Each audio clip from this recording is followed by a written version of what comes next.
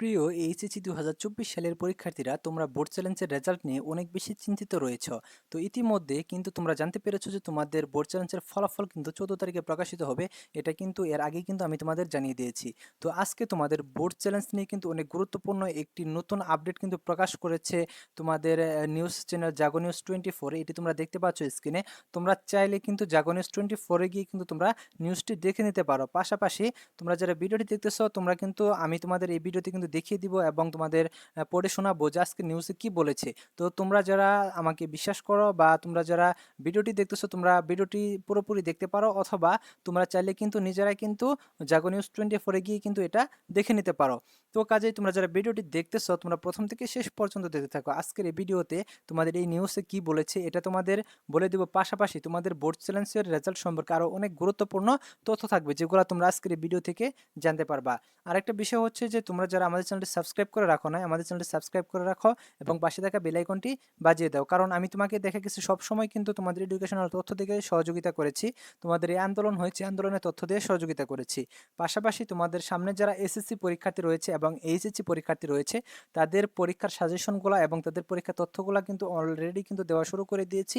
তো তোমরা তোমাদের ছোট ভাই বোনদের অবশ্যই বলবা যে তারা যেন আমাদের চ্যানেলটি যাতে সাবস্ক্রাইব করে রাখে এবং আমাদের সাথে যাতে যুক্ত হয়ে যায়। তোমরা প্রত্যেকেই কমপক্ষে একটা করে স্টুডেন্টকে অবশ্যই কিন্তু সাবস্ক্রাইব করিয়ে নিবা, কারণ তোমাদের যারা আত্মীয় স্বজন নিকট আত্মীয় রয়েছে তারাও কিন্তু উপকৃত হতে পারবে, বিভিন্ন তথ্যগুলা তোমাদের মতো জানতে পারবে। তো যাই হোক, আসো আমরা মূল বিষয়ে চলে আসি। তো আজকের এই ভিডিওতে তোমাদের এই নিউজটি পুরোপুরি পড়ে শোনাচ্ছি। তো দেখো, এখানে বলেছে যে এইচএসসি ও সমমান পরীক্ষার ফল পুনঃনিরীক্ষণ বা উত্তরপত্র চ্যালেঞ্জের ফলাফল আগামী 14 নভেম্বর প্রকাশিত হবে। ঢাকা মাধ্যমিক ও উচ্চ মাধ্যমিক শিক্ষা বোর্ডের চেয়ারম্যান ও আন্তঃশিক্ষা বোর্ড সমন্বয় কমিটির সভাপতি অধ্যাপক তপন কুমার সরকার এই তথ্য জানিয়েছেন। ঢাকা বোর্ড সূত্র জানায়, 1,02,975 জন শিক্ষার্থী 1,80,060টি উত্তরপত্র পুনর্নিরীক্ষণের আবেদন করেছেন। গত 16 অক্টোবর থেকে 22 অক্টোবর পর্যন্ত এসএমএস এর মাধ্যমে তারা আবেদন করেছেন। পুনর্নিরীক্ষণের আবেদন বিষয়ভিত্তিক পরিসংখ্যানে দেখা যায়, সবচেয়ে বেশি ইংরেজি বিষয়ে শিক্ষার্থীরা পুনরায় নিরীক্ষণের জন্য আবেদন করেছেন। এই বিষয়ে 38,627টি আবেদন জমা হয়েছে, এটা কিন্তু ইংরেজির জন্য। এরপর রয়েছে তথ্য ও যোগাযোগ প্রযুক্তি, এই বিষয়ে 23,506টি আবেদন পড়েছে। তাছাড়া বাংলায় 22,065টি এবং পদার্থবিজ্ঞানে 10,000, তারপরে হচ্ছে হিসাব বিজ্ঞানে 4,000, এরকম করে কিন্তু তোমাদের আবেদনগুলো কিন্তু জমা হয়েছে। বোর্ড সূত্র জানায়, আবেদন করা শিক্ষার্থীদের উত্তরপত্র পুনর্নিরীক্ষণ করে ফলে পরিবর্তন এলে তা নতুনভাবে প্রকাশ করা হবে। ফল প্রকাশের 1 মাসের মধ্যেই সাধারণত পুনর্নিরীক্ষণের আবেদনের নিষ্পত্তি করতে হয়। সেই হিসেবে আগামী 13 বা 14 নভেম্বরের মধ্যে পুনর্নিরীক্ষণের ফল প্রকাশ করা হবে। এটা কিন্তু তারা স্পষ্টভাবে কিন্তু বলে দিয়েছে। আরেকটা বিষয় হচ্ছে যে তোমরা কিন্তু অনেক বেশি টেনশনে রয়েছো। তো তোমরা যারা দ্বিতীয় ধাপে যারা আবেদন করেছো, তো সরাসরি গিয়ে যারা বোর্ডে আবেদন করেছো, তাদের রেজাল্টটাও কিভাবে প্রকাশ করা হবে সেটিও কিন্তু আলোচনা করব। তো যাই হোক, দেখো এখানে বলেছে, জানা গেছে পুনর্নিরীক্ষণে একজন শিক্ষার্থীর উত্তরপত্র নতুন করে আবার মূল্যায়ন করা হয় না। তাহলে আবেদন করা উত্তরপত্রটি 4টি বিষয় দেখা হয়। সেগুলো কি?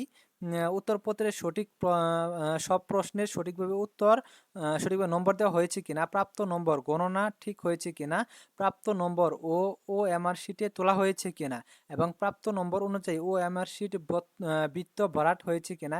এই 4টি জায়গায় কোনো ভুল না হলে তা সংশোধন করে নতুন করে ফল প্রকাশ করা হয়। বিষয়টি কিন্তু তোমরা নতুনভাবে কিন্তু জানতে পারলা যে তোমাদের যে খাতাটা সেটা কিন্তু নতুন করে দেখা হয় না। তো তোমরা ঠিকঠাক লিখেছো কিনা সেটা দেখা হয়, তারপরে কিন্তু তোমাদের রেজাল্টটা পরিবর্তন হয়।